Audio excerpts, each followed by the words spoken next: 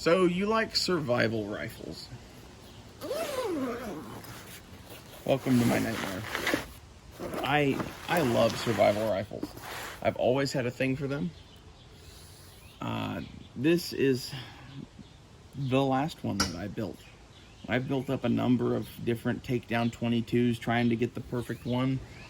I like this. This is where I'm at. This is what I'm sticking with. Is it the best one? I don't know, but it's really cheap, it's really light, and it works. It comes in this Savage marked bag from Uncle Mike's, and it has this one big pocket on it, and I thought that was weird until I found out that Tupperware makes these Savage boxes. They're made for this pouch. They have a picture of a sandwich on it. I don't know why, but this gun comes with this sticker, and you put this sticker on this Savage box, and then you put all your ammo in it, and then you can just stick it in the pouch. There you go, problem solved. The gun itself, I bought the Flat Dark Earth one because it was in the COVID, and this was the one I could get. I would have rather had a black one.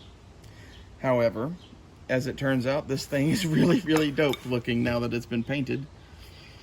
And this is my thing with this gun, is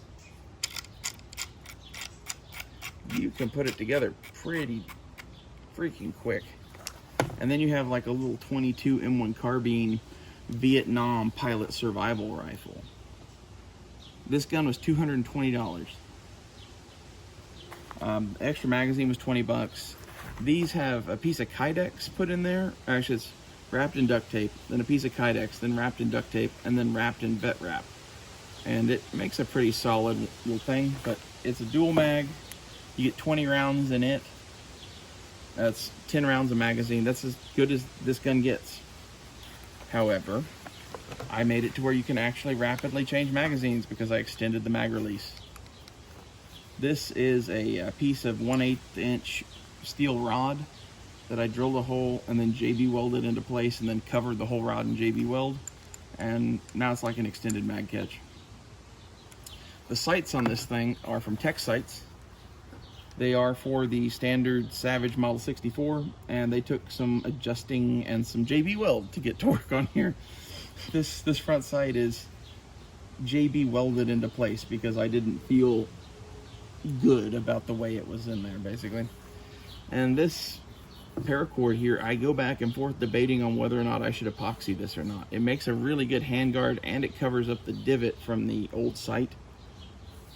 And it keeps this, whatever you want, this bell down at this end. It doesn't let it come all the way up to the sight. Savage should just do this from factory. They should put like a, a plastic handguard thing here. Just make it round and make it like clamp onto the barrel somehow with bolts or something, and have it keep this thing from going up. You should also extend this release here because it's bullshit. You can't get this thing out of the goddamn gun with one hand until you do this. See how easy that was? Now imagine how easy it is if that's not there and you have to come in here and fight this damn thing and then pull it out and curse the entire time. I hope Savage watches these videos, or at least this one video. They should really change a couple of key things about this gun. The bag, I love the bag. I've had a lot of these Takedown guns, and this fucking Uncle Mike's bag, I would buy another one of these. It's a good bag. It's kind of lightweight, but this is kind of a lightweight gun. And the other thing is, I'm trying to think of what it is in there. There's like, when you take these screws out and take this whole gun apart, there's a little wedge of metal and a screw that lock up the action to the barrel, basically. And you can adjust that. And as this came from factory, it was really, really loose. All I had to do was take this gun apart and tighten a screw, and it was good. Okay, and the other thing that I had to do on this thing, was this little mechanism here to take this on and off. This took considerable adjustment. It has this little plastic widget down in there. How high it protrudes out of there is key to whether or not this barrel goes on and off right. And from factory, it was in there. It was not adjusted properly, in my opinion. And that's this thing. This is not a gun. This is a project kit to build your own fucking thing like this out of. I wouldn't buy the Savage 22 if you're not going to do this. If you're buying the cheapest one because you're going to pimp it out and mod it out and whatever, then this is a great gun for you. And the mods that I show here are amazing. The tech sites are perfect for this. You'd think, oh, with the takedown barrel, how are they going to hold zero, whatever. It's not an issue. It's not. I haven't had an issue. The trigger's great on this gun. The magazines only being 10 rounds suck, but doing a dual mag like this, I really want to do more of these, but I haven't had a chance to do this because it's only a 22, and having 20 rounds on the gun is, for a 22, that's good. And like if I were to use this for a defensive thing for anything, this gives me something to have in it. Not that 22 is an ideal defensive gun or whatever, but what if this is the only gun that you had with you? And when I made this gun, I was thinking about, there was an Air Force pilot that got shot down in Vietnam that had a Ruger 1022 with him and ended up killing a whole bunch of North Vietnamese that came looking for him. Forget what kind of aircraft he was in, but I heard that story and I wanted, you know, my own version of such a weapon. And like the 1022 seemed big.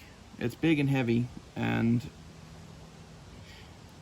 for what I want a 22 for is kind of an emergency backup hunting gun and something to plink around something to plink around at the range for fun with. This is perfect.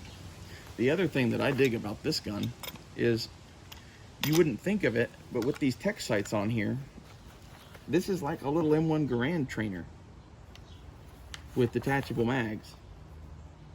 So it's kind of like a little 22 M1 carbine, like I said at the intro of this. I really like this gun. This is one of my favorite guns, and it is one of the cheapest guns on earth.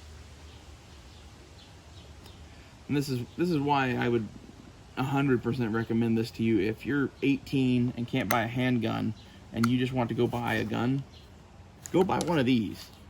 Learn to shoot it, play around with it.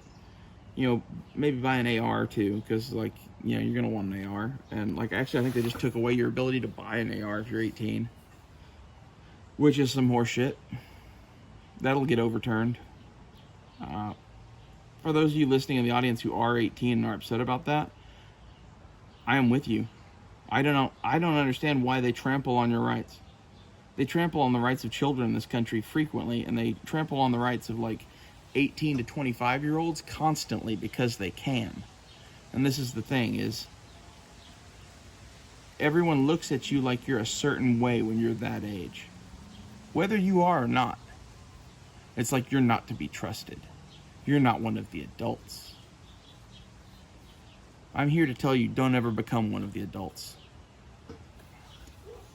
The adults are just simply bought into this fucking like corporate machine bullshit. Like, it's not that like having a house is bad. It's not that having money is bad.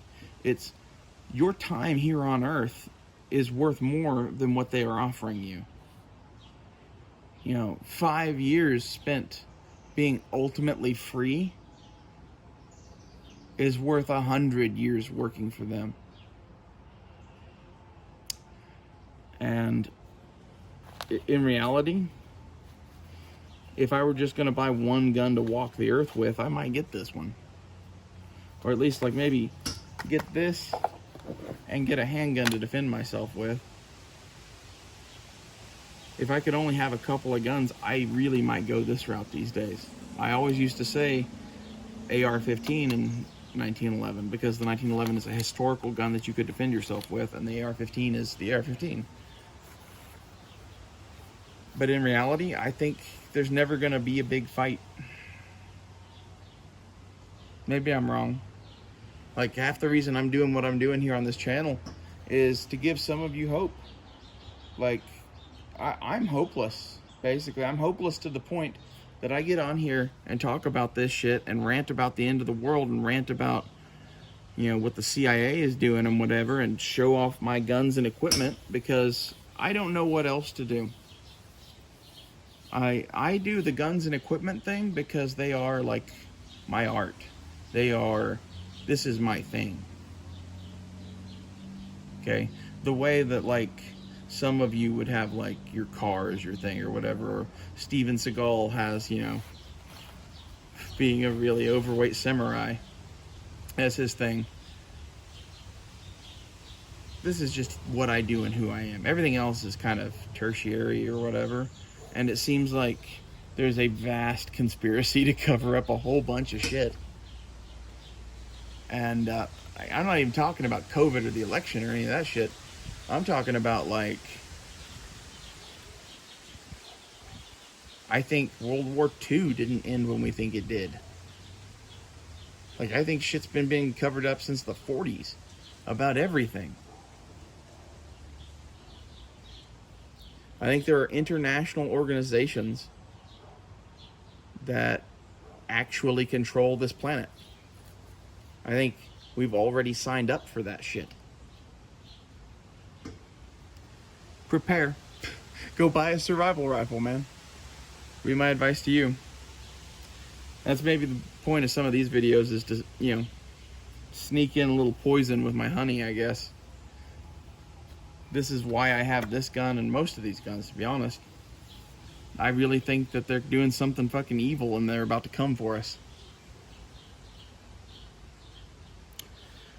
Either that or they're gonna fuck up the world and we're gonna need to shoot squirrels and rabbits and shit to survive out of our garden. It's gonna be bad. Maybe your survival rifle will make it better. Thanks for watching.